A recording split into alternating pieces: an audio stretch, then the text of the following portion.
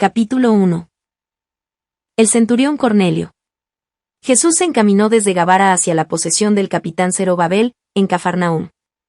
En este punto llegaron los 2 leprosos que había curado antes en Cafarnaúm, para agradecerle. También el mayordomo, los de la casa de Zorobabel, y el hijo estaban presentes. Ya se han bautizado. Jesús enseñó y curó a varios enfermos. Al anochecer se dirigió al valle de Cafarnaúm, a casa de su madre, mientras los discípulos se dirigieron a las suyas. Las santas mujeres estaban aquí reunidas, y hubo grande alegría. Rogó María con las otras mujeres a Jesús que fuera mañana al otro lado del lago, porque la comisión de los fariseos estaba muy irritada contra él. Jesús las tranquilizó y María rogó por el siervo del centurión, que estaba enfermo, diciendo que era un hombre bueno, y que aun siendo pagano había edificado a los judíos una sinagoga por afecto a su religión. También le rogó quisiera sanar a la hija enferma del jefe de la sinagoga Jairo, que vivía en las cercanías de Cafarnaúm. Cuando Jesús a la mañana siguiente se dirigía con algunos discípulos a casa del centurión Cornelio, en la parte norte de la ladera de un monte frente a Cafarnaúm, le vinieron al encuentro los 2 mensajeros judíos que Cornelio le había enviado con anterioridad. Estaba cerca de la casa de Pedro. Estos hombres rogaron a Jesús se compadeciese del siervo enfermo, puesto que Cornelio merecía ese favor, por ser amigo de los judíos, y les había edificado una sinagoga, y que lo tenía por honra el haberlo hecho. Como Jesús les dijese que estaba de camino para esa casa, enviaron estos hombres un mensaje a Cornelio anunciándole que Jesús venía. Llegando delante de Cafarnaúm tomó Jesús el camino de la derecha de la ciudad, a lo largo de los muros, y llegó a la choza de un leproso. Un trecho más allá estaba a la vista la casa de Cornelio. Cuando Cornelio supo que Jesús se acercaba a su casa, salió, y al divisarlo a la distancia, se hincó de rodillas, reputándose por indigna de presentarse en su presencia y aún de hablar con él, y envió a su siervo que le dijese: Centurión te hace decir, no soy digno de que vengas a mi casa, di solo una palabra, y mi siervo será sano. Puesto que yo, que soy un hombre sin importancia y bajo otro superior, digo a mi siervo, haz esto, y lo hace. Cuanto más fácil será que tú digas a tu siervo que sea sano y será sano. Cuando oyó estas palabras de Cornelio, Jesús se dirigió a los circunstantes y dijo: Os digo en verdad que no he encontrado entre los israelitas una fe semejante. Sabedlo, muchos vendrán de oriente y de occidente y estarán con Abraham, Isaac y Jacob en el cielo, mientras que muchos israelitas, los hijos del reino de Dios estarán en las tinieblas, donde será el clamor y el crujir de dientes. Vuelto luego al siervo dijo: Vete, y se haga conforme a lo que has creído. El mensajero corrió hacia el centurión, el cual se inclinó profundamente, dando gracias, y se apresuró a ir a su casa. Al llegar ya le salía al encuentro el siervo curado, envuelto todavía en un manto y con la cabeza vendada. Este siervo no era de esta tierra, tenía un color amarillo oscuro. Jesús volvió enseguida a Cafarnaúm, y como pasase de nuevo junto a la choza del leproso, salió éste, se echó a sus pies, y le dijo: Señor, si tú quieres, me puedes sanar. Jesús le dijo: Extiende tu mano. Y tocándosela, le dijo: Sí, lo quiero, sé sano. De inmediato cayó la lepra del hombre, y se sintió sano, y Jesús le mandó que se mostrase a los sacerdotes para su reconocimiento, para que ofreciese su don, y que no propalase lo acontecido. Este hombre se fue a los fariseos y sacerdotes para que constataran su curación. Estos se irritaron mucho y lo revisaron con mucha insistencia, pero tuvieron que declararlo sano y libre. Tuvieron con él un altercado, porque he visto que lo echaron malamente de su presencia. Jesús se dirigió a la calle principal que corría por el centro de la ciudad, a donde habían traído a una multitud de enfermos y endemoniados. Allí estuvo por espacio de 1 hora curando enfermos, colocados en torno de una fuente de agua donde había varias chozas. Luego se dirigió con varios discípulos fuera de la ciudad, hacia el barranco que miraba a Magdole, no lejos de Damna, donde había un albergue. Allí le esperaban Merouni, la viuda de Naim, la pagana las de Naim, y sus 2 hijas Sabia y Etalle, a quienes había librado del demonio cerca de Meros. Merouni, la viuda de Naim, venía a implorar de Jesús fuese a su casa, porque su hijo Marcial, de 12 años, estaba tan enfermo que creía encontrarlo muerto cuando volviese. Jesús le dijo que regresase tranquila a su casa, que iría, aunque no le dijo cuándo. Había traído regalos para los que se albergaban allí y volvió de inmediato con sus criados a su casa. Tenía unas 9 horas de camino. Era esta viuda rica y estimada por todos, porque era como la madre de todos los niños pobres de Naín.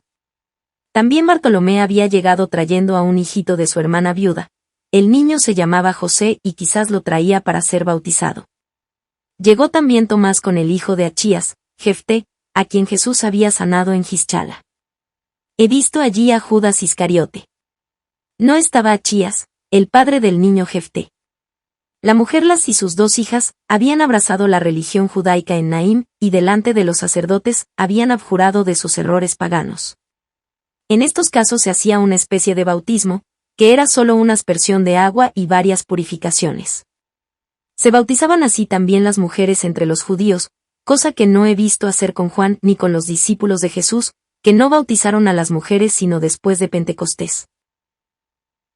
En Cafarnaúm están ahora todos los futuros apóstoles, fuera de Mateo, como asimismo muchos discípulos y parientes de Jesús, hombres y mujeres.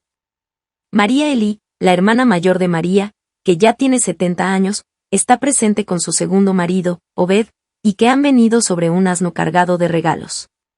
Viven en Japa, pequeño lugarcito a 1 hora de Nazaret, donde había vivido Zebedeo y donde habían nacido sus hijos.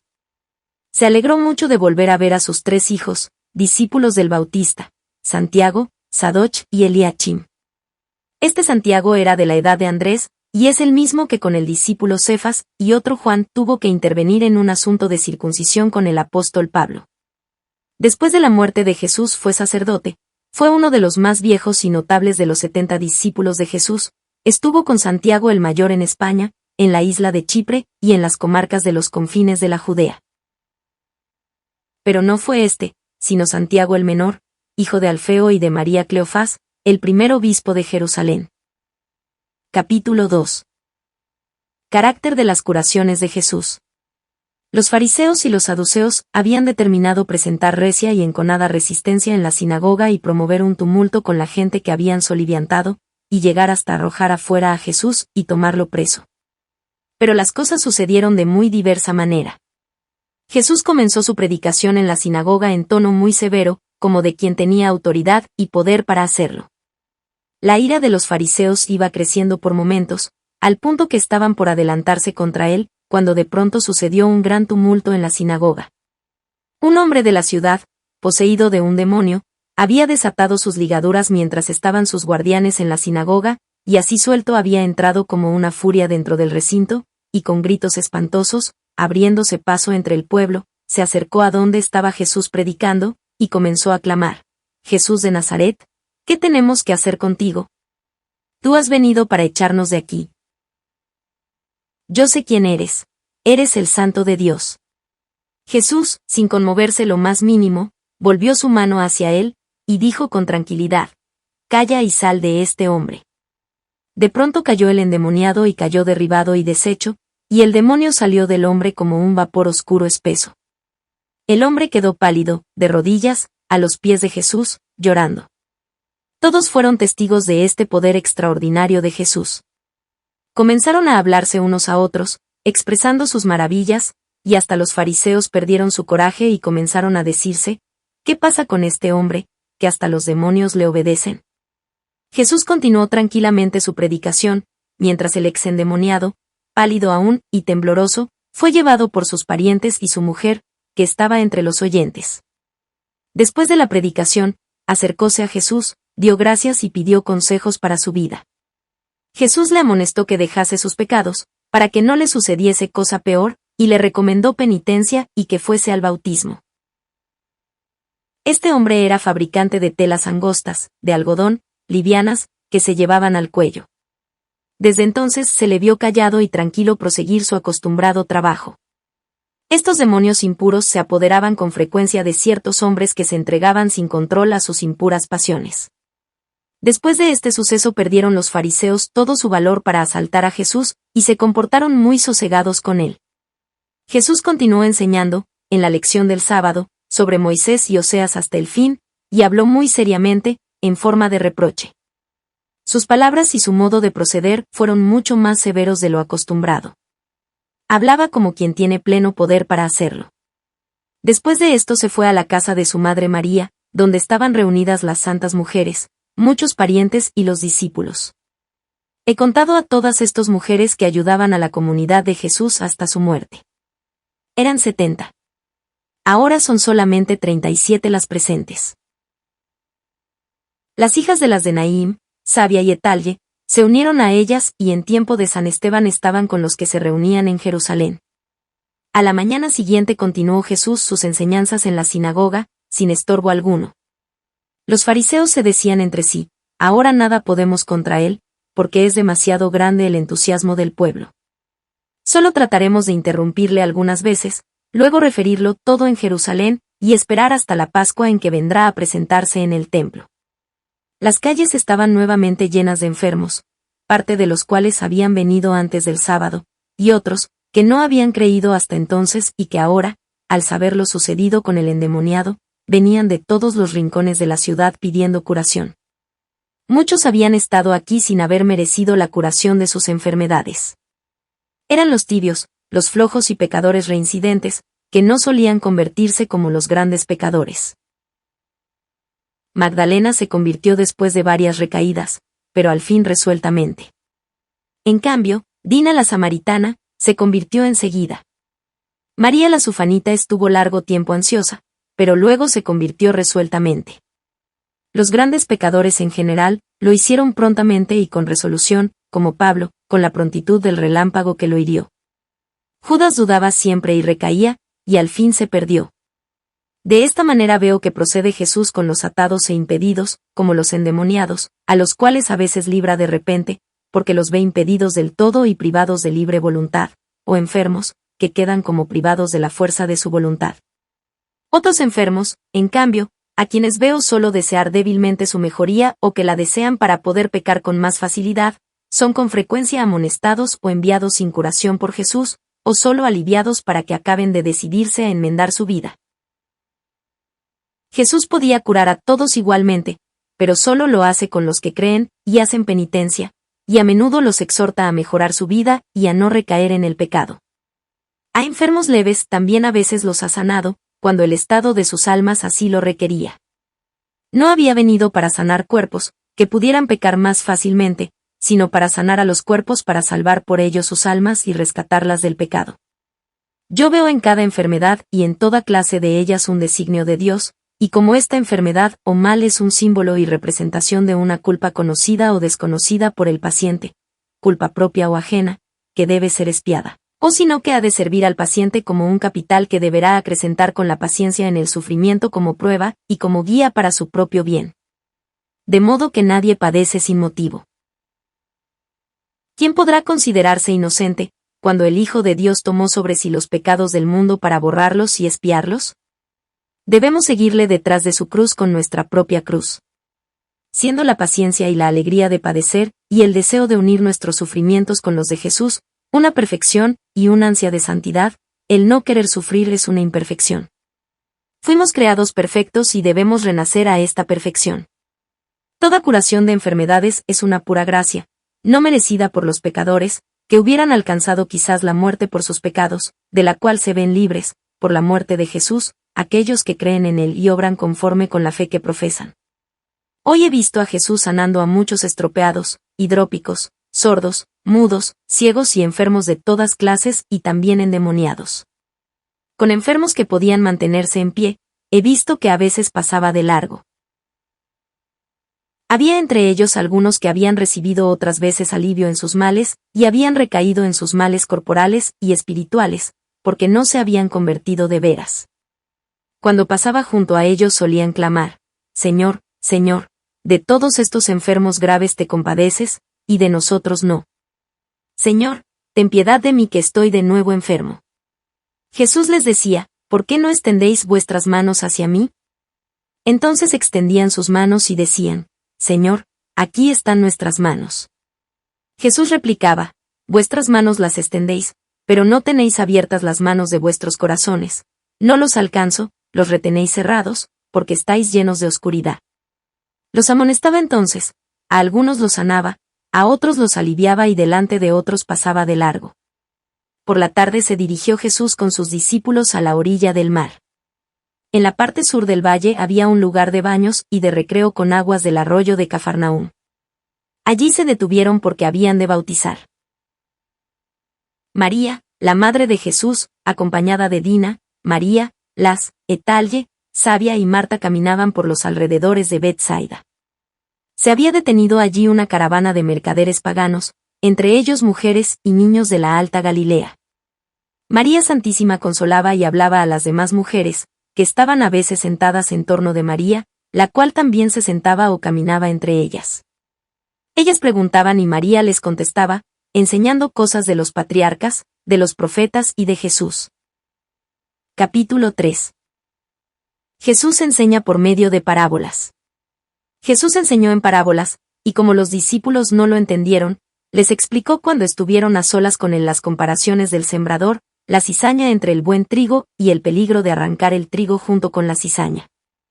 Fue especialmente Santiago el mayor quien le dijo que no lo había entendido, y porque no hablaba más claro.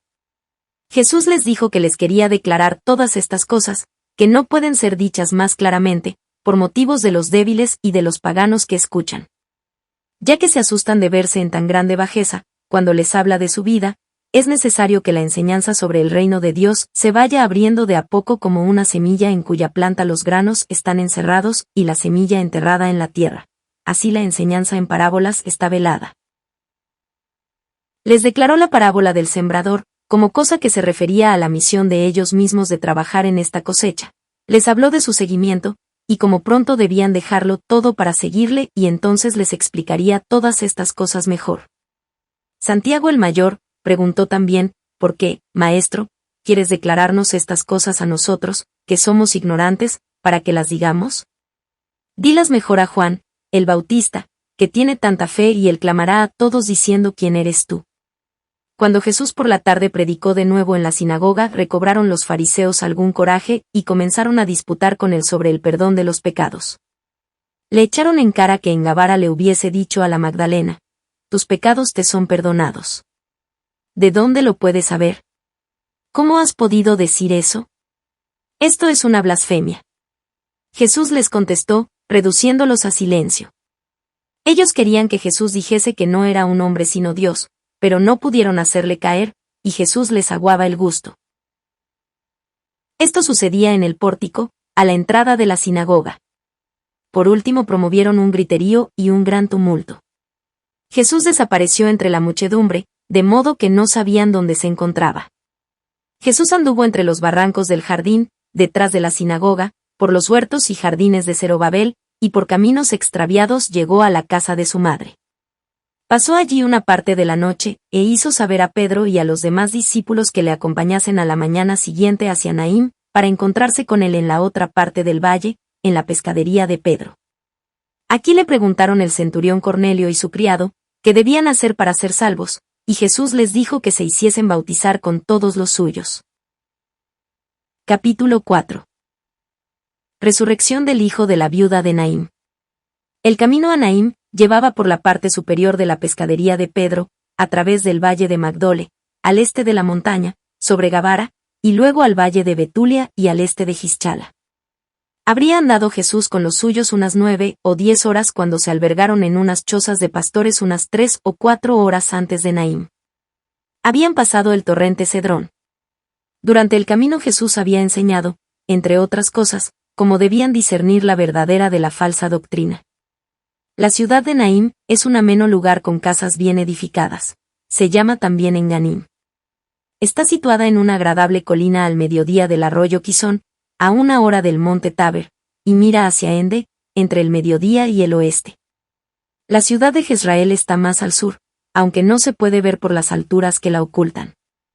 Naín tiene delante la hermosa llanura de Esdrelón, y está a 3 o 4 horas de distancia de Nazaret. Es una región muy fértil en frutas, trigo, uva y vino. La viuda Merouni tiene una montaña entera cubierta de hermosos viñedos. Jesús marchaba con unos 30 acompañantes. Como el camino se angostaba, iban unos delante, otros detrás, y Jesús en medio. Eran como las 9 de la mañana cuando se encontraron a las puertas de la ciudad y salía el cortejo fúnebre. Un grupo de hombres cubiertos con mantos de luto salieron de la puerta con el cadáver. 4 hombres traían al difunto puesto en un cajón con andas. El cajón era liviano, como un canasto tejido y tenía la forma del cuerpo del joven, con una tapa encima. Al llegar Jesús con sus discípulos, estos se pusieron a los lados del cortejo. Jesús se adelantó a los portadores y les dijo, «Deteneos». Y mientras ponía la mano sobre el cajón, dijo, «Depositad el cajón en tierra». Al poner el cadáver en tierra, los acompañantes hicieron algunos pasos atrás, mientras los discípulos se colocaron a los lados. La madre del difunto había salido con varias mujeres para seguir el cortejo y ahora estaban a pocos pasos de Jesús al salir de la puerta de la ciudad. Llevaban el velo y estaban muy tristes. La madre iba más adelante, lloraba silenciosamente y parecía pensar, al ver a Jesús, llega tarde. Jesús dijo a la mujer amablemente, aunque con seriedad, «Mujer, no llores». La aflicción de ella causaba honda impresión, pues todos amaban a esa viuda por su gran caridad para con los pobres y enfermos. Había sin embargo entre el cortejo algunos hombres obstinados, a quienes se reunieron otros de la ciudad. Jesús pidió agua y una ramita. Trajeron y dieron a uno de los discípulos un recipiente con agua y un hisopo. El discípulo se lo pasó a Jesús, el cual dijo a los portadores, «Abrid el cajón y desatad el cadáver». Mientras estaban ocupados en este menester, alzó Jesús sus ojos al cielo y oró diciendo, «Yo te alabo, Padre, Señor del cielo y de la tierra, porque has ocultado estas cosas a los sabios y prudentes del mundo y las has revelado a los sencillos. Sí, Padre, así fue vuestra voluntad. Todo me fue dado por mi Padre, y nadie conoce al Hijo más que el Padre, y nadie conoce al Padre más que el Hijo, y cuando lo quiere revelar el Hijo. Venid todos a mí los que estáis cansados y afligidos, yo os quiero renovar. Tomad mi yugo sobre vosotros, porque mi yugo es suave y mi carga ligera. Aprended de mí, que soy manso y humilde de corazón, y encontraréis descanso para vuestras almas. Cuando sacaron la tapa del cajón he visto que el niño parecía una momia toda fajada de su encierro. Los portadores, sosteniendo el cuerpo con sus manos, desataron las ligaduras, descubrieron el rostro, y aparecieron las manos, y lo dejaron cubierto solo con una sábana. Jesús bendijo el agua, mojó el hisopo en ella y con él roció al pueblo. Entonces he visto cómo salían de algunos circunstantes muchas pequeñas formas oscuras y negras de insectos, gusanos, sapos, serpientes y aún pequeñas aves negras, mientras estas personas se volvían más serenas, alegres y mejor dispuestas, y todo me pareció más claro y más luminoso. Después roció Jesús al niño con el agua bendita e hizo una cruz sobre él con la mano. Entonces he visto salir del niño una sombra oscura como una nubecilla. Jesús dijo al niño, «Levántate». El niño se levantó, sentándose sobre su féretro y miró maravillado y curiosamente en torno de sí. Jesús dijo, «Dadle un vestido». Le echaron encima un manto que lo cubría. Entonces se puso de pie y dijo, mirando en torno, «¿Qué es esto? ¿Cómo he llegado hasta aquí?». Le pusieron sandalias a los pies, y Jesús, tomándolo de la mano, lo llevó a la madre que venía al encuentro, y dijo, «Aquí tienes a tu hijo, pero yo te lo pediré de nuevo renacido por el bautismo». La madre estaba tan fuera de sí por la admiración que no pudo dar gracias, sino que solo hubo lágrimas de contento, temor reverencial y admiración, mientras abrazaba a su hijo. Los parientes partieron de allí hacia la casa, mientras el pueblo cantaba cantos de alegría y de acción de gracias. Jesús siguió con sus discípulos a la casa de la viuda, que era grande y espaciosa, con jardines y patios. Allí aumentaron los curiosos que venían de todas partes para ver al niño. Fue bañado y se le dio un vestido blanco con una faja. A Jesús y a sus discípulos les lavaron los pies y le ofrecieron alimento. De inmediato comenzó una alegre donación de cosas y comidas a los pobres que se habían agolpado para felicitar a la buena viuda. Repartieron vestidos, telas, trigo, pan, corderos, aves y monedas. Jesús, mientras tanto, enseñaba a los presentes en los patios de la casa. El niño Marcial corría de un lado a otro con su vestido blanco, muy alegre, repartiendo a los pobres. estaba contento, con una alegría infantil, y era un espectáculo hermoso ver cuando se acercaron los niños de la escuela, sus compañeros, guiados por sus maestros. Algunos niños estaban aún asustados, creyendo que se trataba de un fantasma. Marcial corrió hacia ellos, y ellos retrocedieron. Otros se rieron de los miedosos, y le dieron las manos para animar a los más temerosos. Hicieron como haría un niño grande que se acerca a tocar a algún caballo o animal, del cual los pequeños se habían asustado. Se preparó también una comida en la casa y en los patios, en la cual todos tomaron parte. Pedro, que era pariente de la viuda, pues era hija del hermano de su suegro, se mostraba especialmente activo y solícito en esta ocasión, y hacía como de dueño de casa. Jesús atrajo varias veces al niño resucitado junto a sí, y enseñaba, hablándole a él cosas que le hacían falta a los demás oyentes.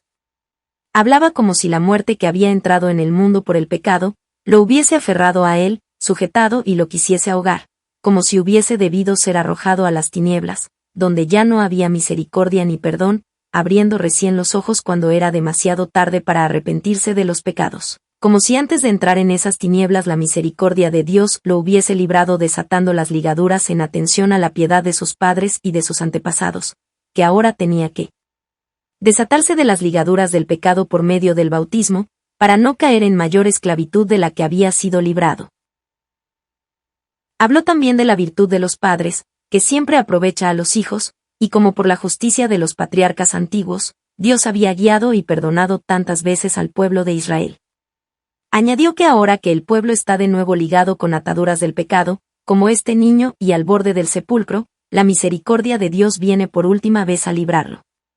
Juan vino a preparar los caminos y con voz poderosa había despertado los corazones del sueño de la muerte, y el Padre se apiada por última vez y abre los ojos de aquellos que no quieren, obstinados, abrirlos voluntariamente. Comparó al niño difunto con el pueblo ciego, y como a éste le alcanzó la misericordia cuando estaba en las puertas de la ciudad próximo al sepulcro.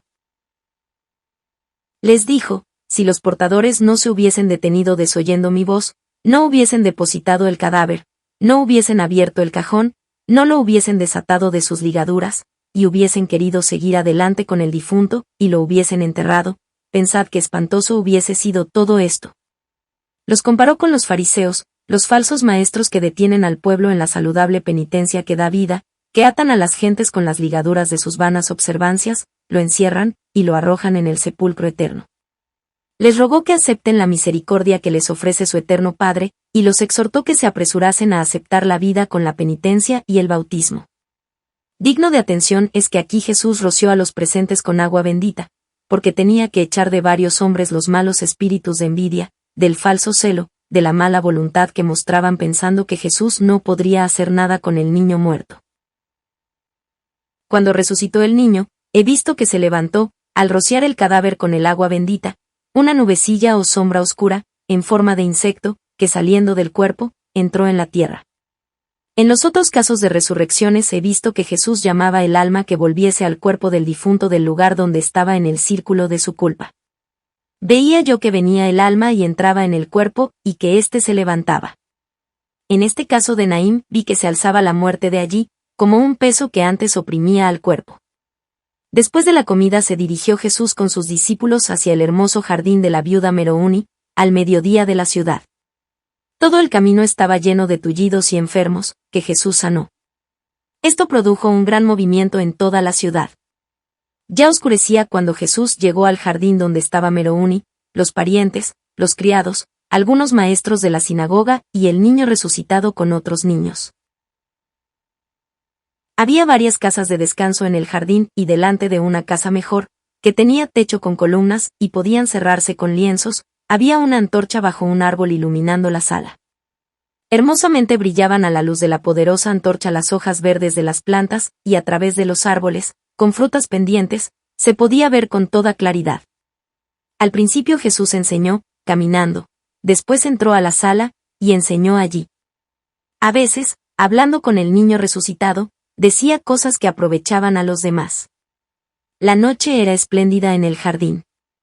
Más tarde se retiraron todos a la casa de Merouni, donde todos encontraron refugio para pasar el resto de la noche. Con la noticia de la venida de Jesús a Naín, y la resurrección del niño, se había reunido mucha gente. Gran cantidad de enfermos de toda la comarca llenaban las calles hasta la casa de la viuda Merouni. Jesús sanó cierto número por la mañana y puso en paz a ciertas familias desavenidas. Habían venido, en efecto, varias mujeres quejándose de sus maridos, con los cuales no podían vivir, y pidiendo carta de divorcio. Era esto un arreglo tramado por los fariseos. Como habían quedado confundidos por la resurrección del niño, y estaban llenos de ira, quisieron mezclarlo en cuestiones de divorcio, para que fallara algo contra las leyes y acusarlo luego de falsa doctrina. Jesús les dijo a las mujeres que se presentaron con quejas: «Traedme un recipiente con leche y un recipiente con agua, y os contestaré». Fueron a una casa vecina y trajeron leche y agua. Jesús, tomando ambos recipientes, echó el agua en la leche, y dijo: «Separadme primero estas dos cosas, y os daré carta de separación». Como replicaron que no podían hacerlo, Jesús les habló de la indisolubilidad del matrimonio, añadiendo que si Moisés lo permitió, fue solo por la dureza de los hombres, que separados del todo no podía ser, pues forman un solo cuerpo, y si no podían vivir juntos debía el hombre mantener a la mujer y a los hijos, y ninguno de los dos podía casarse nuevamente. Luego fue con las mujeres a las casas de sus maridos, y habló con ellos separadamente, después con los hombres y las mujeres juntos. Culpó a las dos partes, más a las mujeres, y terminó por reconciliarlos a todos. Lloraban y quedaron más unidos y más fieles que antes. Los fariseos se irritaron mucho porque su treta les hubiese salido mal. Jesús sanó a varios ciegos, esa misma mañana, tomando saliva, mezclándola en su mano con algo de polvo y tocando los ojos con esa mezcla. Capítulo 5. Jesús en Megiddo. Cuando Jesús abandonó la ciudad de Naim, organizaron la viuda Merouni, su hijo, los hombres curados y mucha gente de la ciudad, un acompañamiento, alzando palmas y ramos de árboles y cantando salmos en acción de gracias. Jesús se dirigió al norte del Quizón, teniendo a la derecha las montañas que cierran el valle de Nazaret. Hacia la tarde llegó con sus discípulos a la ciudad de Megiddo, junto a la montaña, por cuya parte oeste se entra en el valle de Zabulón. Entró en un albergue y enseñó la misma tarde. Cuando las gentes vieron que Jesús venía con sus discípulos por el camino, se pusieron sus vestidos de los cuales se habían aligerado en parte por el trabajo. La ciudad de Megiddo está en una altura y está algo en ruinas. En medio de ella se ve un edificio ruinoso cubierto con hierbas, y en varios lugares arcos y columnas derruidas. Debía haber sido el castillo de los reyes de Canaán, y he oído que Abraham estuvo en estos lugares. Josué 12, 21 y 3 Reyes 9 a 15. Más reciente es la parte de la ciudad donde entró Jesús ahora. Se compone de una larga hilera de casas, en la falda de la montaña, de la cual sale un camino que va a Tolemaida. Por eso hay aquí grandes albergues, y viven publicanos que escucharon la predicación de Jesús, y se determinaron a hacer penitencia e ir al bautismo. Los fariseos del lugar, como siempre, se irritaron por ello. Se ha reunido una gran cantidad de enfermos y vienen otros más. Jesús les hizo decir que él los vería por la tarde e indicó cómo debían ordenarlos, cosa que hicieron los discípulos. Delante de la ciudad había un gran espacio cubierto de hierbas, y allí fueron dispuestos los enfermos. Mientras tanto Jesús iba por los campos sembrados para enseñar a los trabajadores ocupados en las faenas, les enseñaba en parábolas. Algunos discípulos enseñaban a otros más alejados, hasta que Jesús pudo llegarse hasta ellos. Estos discípulos volvían luego a los que Jesús había catequizado y les explicaban o repetían algo de lo que habían oído al Maestro. Al mismo tiempo les contaban sus milagros y curaciones. Lo que Jesús y los discípulos enseñaba era esencialmente lo mismo, para que cuando se encontrasen juntos tratasen del mismo asunto que todos habían oído. De este modo los que habían entendido mejor la enseñanza estaban en condiciones de poder repetirlo a otras personas. Como en estos tiempos de calor hacían los trabajadores frecuentes descansos, Jesús les enseñaba durante esas pausas, y cuando tomaban algún alimento. Cuando Jesús iba por los campos, llegaron, montados, 4 discípulos de Juan Bautista y se quedaron oyendo la instrucción, después de saludar a los discípulos de Jesús. Llevaban vestidos de pieles sujetos con correas. No habían sido enviados por Juan, aunque conversaban con frecuencia con otros discípulos del Bautista. Estos eran una especie de sectarios que congeniaban con los herodianos, y habían venido para espiar lo que Jesús enseñaba sobre el reino. Exteriormente eran más severos y más finos y educados que los discípulos de Jesús. Unas horas después llegó otro grupo de discípulos de Juan. Eran 12, 2 de ellos habían sido enviados por Juan, y los demás eran como testigos de la embajada. Cuando llegaban Jesús se encaminaba hacia la ciudad, y ellos le siguieron. Algunos habían estado presentes a los últimos milagros y de inmediato habían vuelto junto a Juan. Cuando la resurrección del niño de Naín, estaban presentes algunos de ellos y volviéndose a Juan, en Macherus, le dijeron, ¿qué significa todo esto? ¿Para qué estamos nosotros? Todo esto hemos visto de él, y esto hemos oído enseñar. Sus discípulos son más libres en las observancias. ¿A quién tenemos que seguir? ¿Quién es él? Porque sana él a todos, y consuela, y se interesa por la gente extranjera, y para librarte a ti no da un paso ni se interesa. El Bautista tenía siempre mucho que hacer con sus discípulos. No lo querían dejar. Él los enviaba con frecuencia a Jesús, para que viesen y lo siguiesen. Pero no acababan estos discípulos de comprender que debían seguir a Jesús. Estaban con una pasión demasiado personal y egoísta por su maestro, y por esta causa solía mandar Juan mensajes a Jesús rogándole dijera claramente quién era él para que acabasen de convencerse. Como ahora le venían de nuevo con sus dudas y sus pretensiones, Juan enviaba a 2 de ellos que dijesen a Jesús que enseñase claramente que era el Mesías, el Hijo de Dios, para terminar de una vez con estas dudas. Jesús se dirigió enseguida con sus discípulos a la plaza redonda, donde estaban dispuestos los enfermos. Había gentes de Nazaret que le conocían personalmente. Veíanse allí tullidos, ciegos, sordos, mudos, enfermos de toda especie y no pocos endemoniados.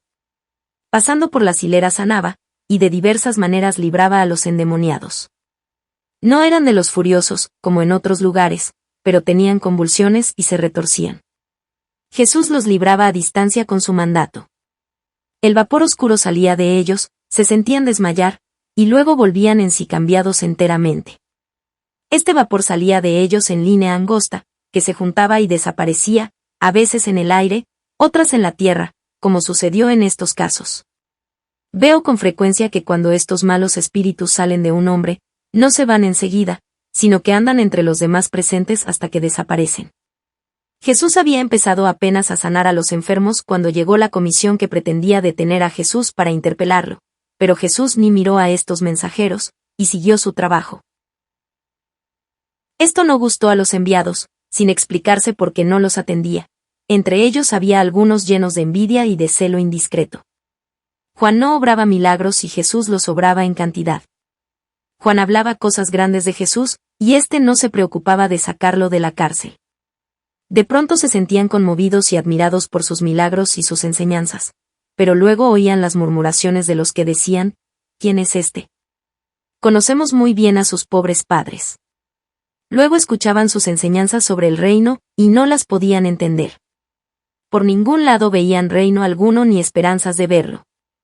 Porque Juan era honrado y estimado por todos, y sin embargo, seguía en la cárcel, pensaban que Jesús dejaba que ocurriera eso para granjearse la propia estima, y que tenía interés en no sacar a Juan de su encierro. Les escandalizaba también la libertad con que veían proceder a los discípulos.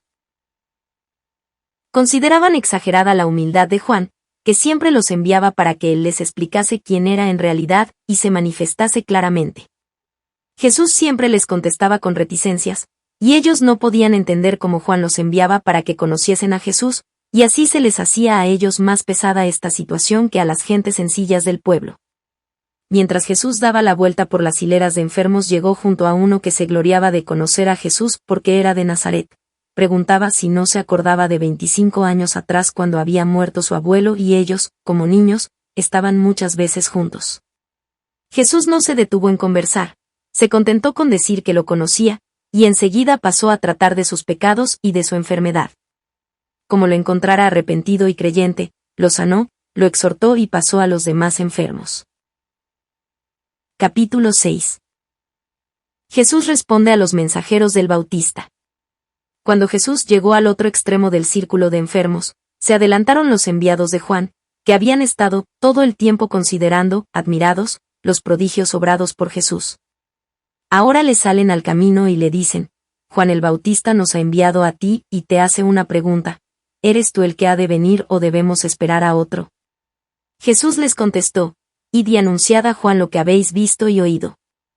Los ciegos ven, los sordos oyen, los tullidos recobran el movimiento, los leprosos son limpiados y los muertos resucitan, las viudas son consoladas y los pobres son enseñados y evangelizados. Lo que está torcido se endereza, y bienaventurado quien no se escandaliza de mí. Con esto los dejó y ellos partieron de allí enseguida. Jesús no podía hablar de sí mismo más claramente.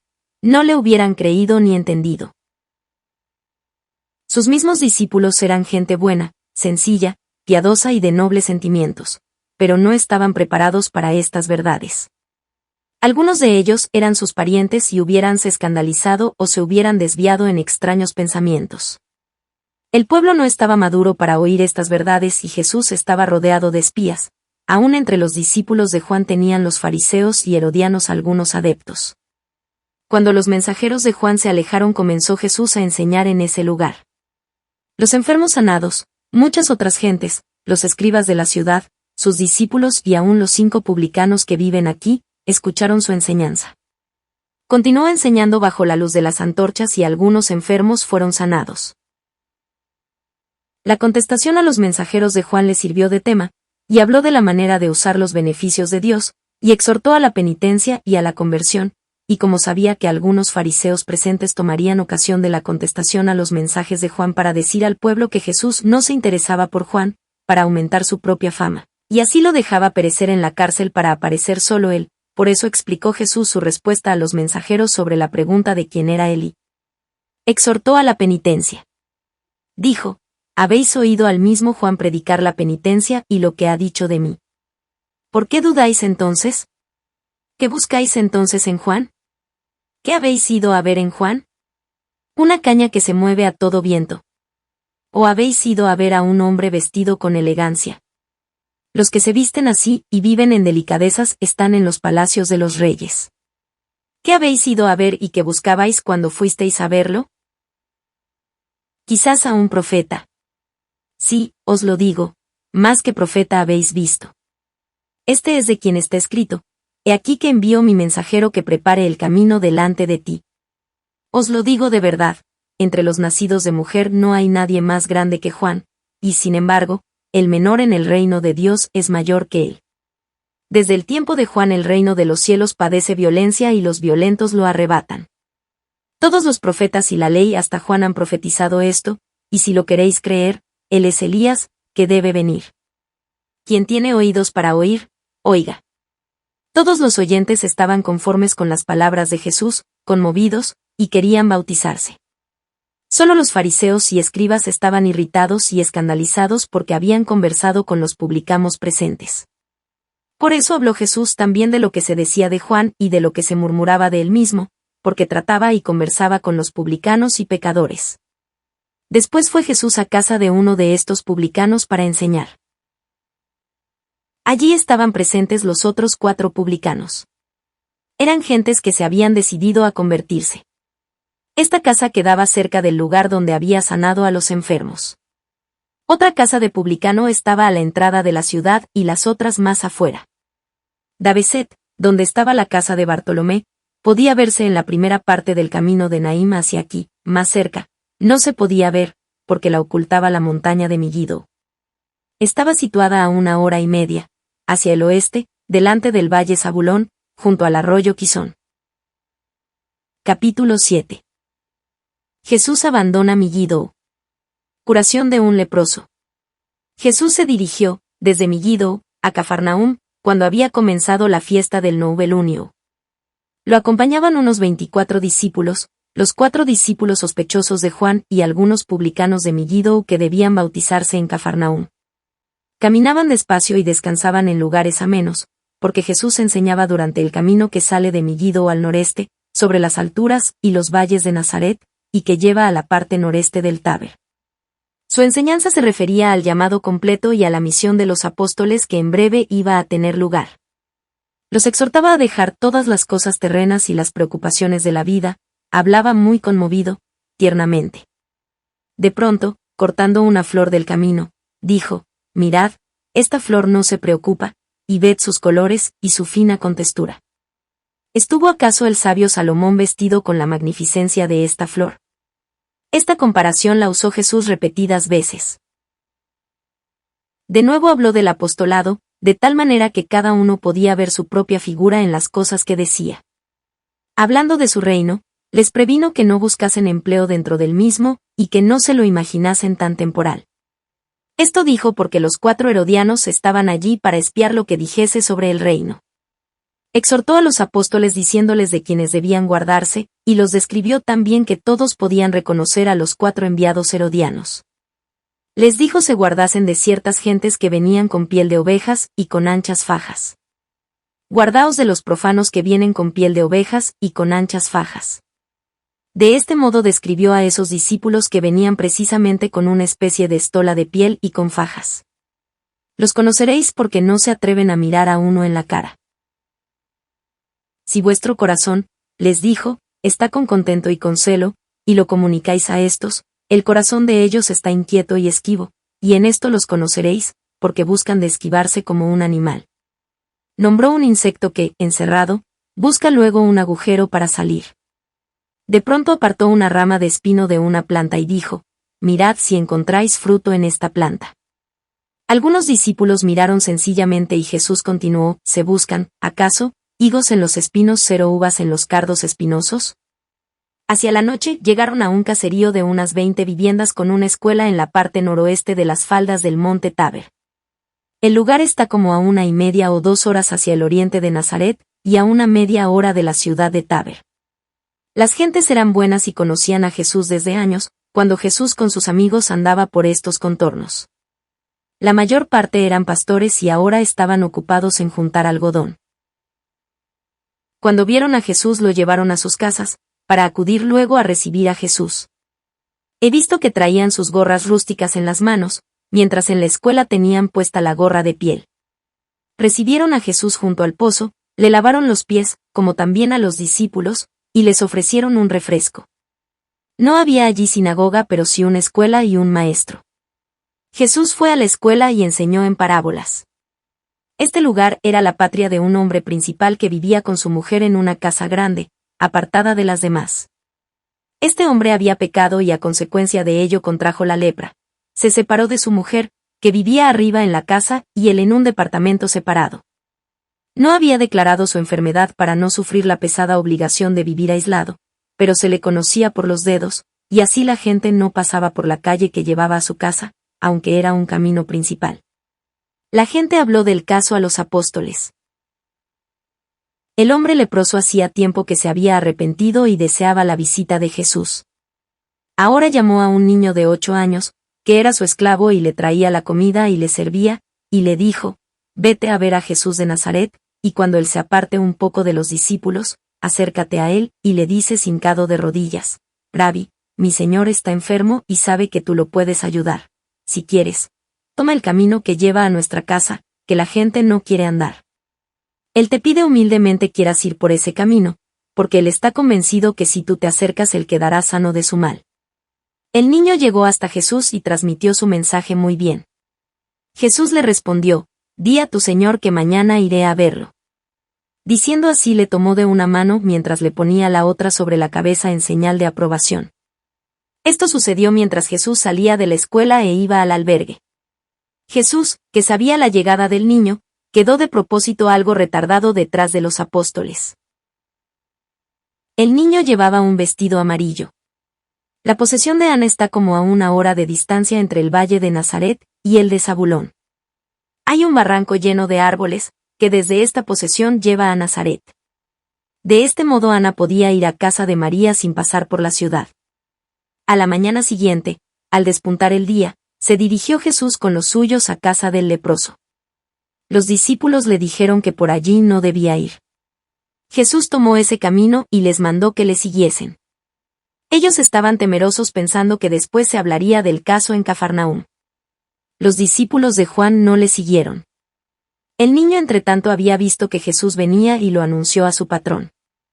Este llegó a cierta parte del camino y clamó: «Señor, no te acerques a mí, si tú quieres que yo sane, lo puedes hacer.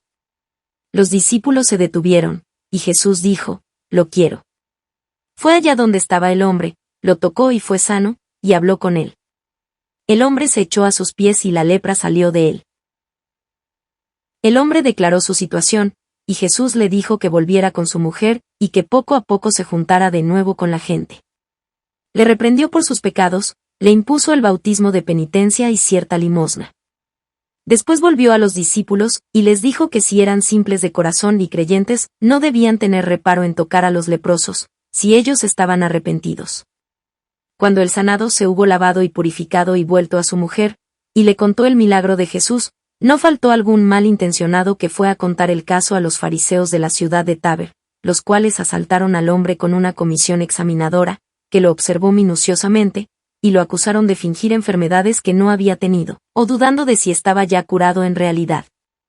Y por envidia y rencor contra Jesús hicieron un gran espectáculo de aquello que antes habían dejado pasar, aunque lo sabían. Jesús entretanto caminó durante todo el día bastante apresurado, solo descansaba de vez en cuando para tomar algún alimento. Durante el viaje les hablaba en parábolas del desapego de los bienes de la tierra y del reino de Dios. Les dijo que no le era posible aclararles todas las cosas, que llegaría un tiempo en que todo lo entenderían. Les habló de no angustiarse por la comida y el vestido, que habría más hambrientos que comida, y que ellos preguntarían de dónde, Señor, sacar para dar de comer a tantos. Y con todo, habría sobrante. Les dijo que se fabricasen casas sólidas, entendiendo que en su reino procurasen estas casas, y estos puestos con la abnegación y el sacrificio en la tierra. Ellos lo entendieron en sentido material. Judas Iscariote estaba más contento con esto que los demás, y dijo delante de todos que él empezaría su trabajo haciendo su parte. Jesús se detuvo y dijo, no estamos aún al término, no será siempre así, que vosotros seáis bien recibidos y alimentados y tengáis lo necesario. Vendrá un tiempo en que os perseguirán, y os arrojarán, de modo que no tengáis ni casa ni pan, ni vestidos ni calzado. Añadió que se preparasen para dejarlo todo, pensándolo bien, pues tenía Jesús grandes cosas que emprender con ellos. Habló de dos reinos que se enfrentan, y que nadie puede servir a dos dueños. Quien quiere servir en su reino debe dejar el otro. Hablando de los fariseos y de los semejantes a ellos refirióse a las máscaras y larvas que llevan, que siempre enseñan formas muertas y pretenden que se observen, y dejan la sustancia de la ley, que es el amor, la reconciliación y la misericordia. Les dijo que deben ser lo contrario, la envoltura no es nada, cosa muerta, sin el grano interno. Deben mirar lo interior, y luego la ley, y que el grano debe desarrollarse con la cáscara. Les habló de la oración que debía hacerse en el retiro, y no con tanto aparato exterior. Otras muchas cosas les dijo en esta ocasión. Volvía siempre a repetir cosas que decía al pueblo, para que ellos las entendieran mejor y pudiesen comunicarlas a los demás. Muchas veces eran las mismas cosas, pero con otras palabras y en otra forma. Entre los oyentes preguntaban más frecuentemente Santiago el Mayor y Judas Barsabas, y algunas veces Pedro. Judas Iscariote lo hacía siempre con cierta jactancia. Andrés parece estar ya más acostumbrado a todo. A Tomás lo veo pensativo, echando cuentas consigo mismo. Juan toma todo con sencillez infantil y sin preocupación. Los discípulos más instruidos callan, a veces por cierta modestia, y otras para no dar a entender que, a pesar de su instrucción, no lo han entendido. De este modo, caminando por esos valles, llegaron antes de empezar el sábado a un valle al este de Magdalum, donde se encontraron con el grupo de gentes del pagano Cirino de Dabrat y el centurión Achías de Gischala, que se dirigían al bautismo hacia Cafarnaúm.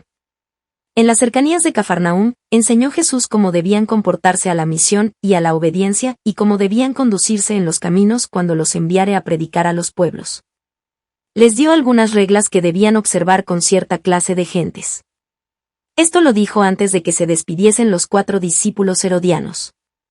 Les dijo, cuando se acerquen a vosotros hombres profanos, los conoceréis por preguntas mansas, al parecer, y espiadoras, que no se quieren apartar, sino que por mitad están conformes y por mitad contradicen, y hablan de cosas de que tienen lleno el corazón. De estos deben apartarse de cualquier modo, pues son ahora demasiado blandos y débiles para contestar a tantas objeciones, y podrían caer en los lazos que les tienden tales personas. Jesús no despide a estos espías, porque los conoce bien, y es necesario que escuchen sus enseñanzas.